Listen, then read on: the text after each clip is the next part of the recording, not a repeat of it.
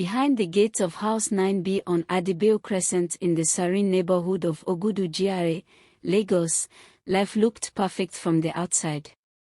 Birds chirped over blooming bougainvillea, children played on quiet sidewalks, and neighbors exchanged pleasantries during evening strolls. But within the walls of that pale yellow duplex, something sinister festered daily. Chioma Yuza, once radiant and full of life, now moved like a shadow in her own home. That morning, she quietly swept broken glass from the tiled kitchen floor, her palm bleeding from an earlier slap that sent her tea mug flying. Blood mingled with soapy water as she scrubbed, tears held tightly behind weary eyes. Her husband, Chuka Yuza, stood by the doorway, arms crossed, his finely tailored kaftan only accentuating his false image of a successful, God-fearing businessman. "How many times will you break things in this house?" And he barked, his voice laced with contempt. "I'm sorry," Chioma murmured, her voice no louder than a whisper. In public, Chuka was adored, a board member in church, a philanthropist during community outreaches. But behind closed doors, he was a tyrant.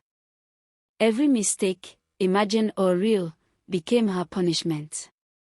Chioma wore long sleeves even in sweltering heat, each bruise hidden beneath ankara and silence. That afternoon, her phone buzzed. It was her neighbor and only confidant, Mrs. Ronk, a retired nurse with eyes that saw everything. "Chioma," I heard shouting again. "Are you all right?" she asked gently. "I'm fine, Ma," Chioma replied, already rehearsed in lies. "Just small misunderstanding. Please, come over when you can. Even if for tea," Ronk insisted. Chioma longed to go, to breathe air that wasn't laced with fear. But she also knew the cost of disobedience. Her thoughts drifted to her elder brother, Samto. Last she heard, he had been posted to Maiduguri with the Nigerian Army's Special Forces. That was over 6 years ago. The news of his platoon going missing in Sambisa had broken her spirit. If only he was here. That evening, Chuka insisted they attend the home dedication of a politician's cousin in Lekki. In the crowd, he was all smiles, proudly introducing Chioma as my jewel. She kept her head bowed, careful to smile on cue. "You're glowing, Chioma," an old friend commented. Chioma nodded faintly, suppressing the scream in her throat. Back home, the charade ended. Chuka slammed the door shut. "You couldn't even speak properly. You embarrassed me." "No, I didn't mean to." Before she could finish, he struck her. Again. And again. The word blurred. Her knees gave way. As she hit the floor, everything turned black. Far away, in a barracks near Makodi, a convoy arrived. Among them was Sergeant Somto Yuza, presumed dead, now alive, hardened by war and silence. He carried scars both visible and buried deep. His mission was clear: to return home to Lagos quietly, reconnect with his only sister, and finally find peace. When he arrived at Adibeo Crescent the next day, he was greeted not by a hug, but flashing red and blue lights and murmured whispers. "You're her brother?" a policewoman asked. "Yes." "What happened to Chioma?" "She's in a coma. Domestic assault. Critical condition." Somto's eyes darkened. The war had taught him restraint. But this was personal. At Lagos State University Teaching Hospital, Chioma lay still, machines breathing for her. Somto sat beside her, clutching her limp hand. Her face was barely recognizable. Rage boiled beneath his skin. That evening, Chuka arrived with feigned concern and a bouquet.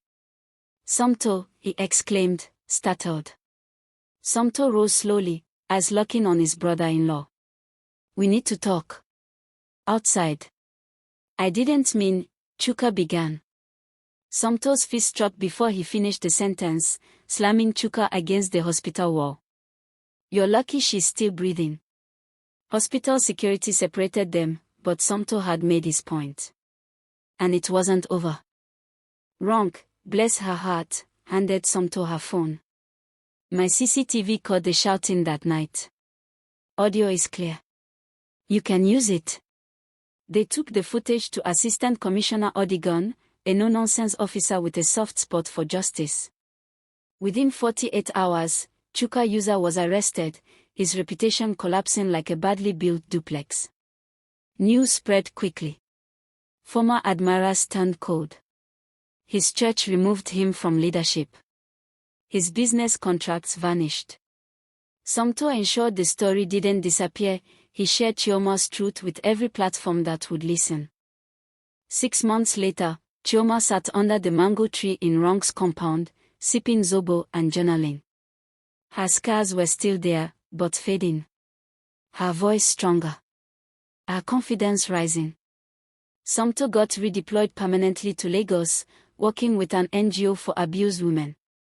Inspired by Chioma, he found purpose in protecting the vulnerable. Do you think I'll ever truly heal? Chioma asked one evening. Somto looked at her, pride and emotion in his eyes. You already are. She smiled. A small one. But real. The house on Adibeo Crescent now had laughter again. Kids came to Chioma's porch for stories. Women came to her for advice. Survivors came to her for hope. Chuka, serving his 15-year sentence in Kirikiri Maximum. Forgotten. Erased. As the sun set over Ogudu, Somto and Chioma sat outside, watching the light filter through the trees. We survived, she said softly. No, Somto corrected her, you rose.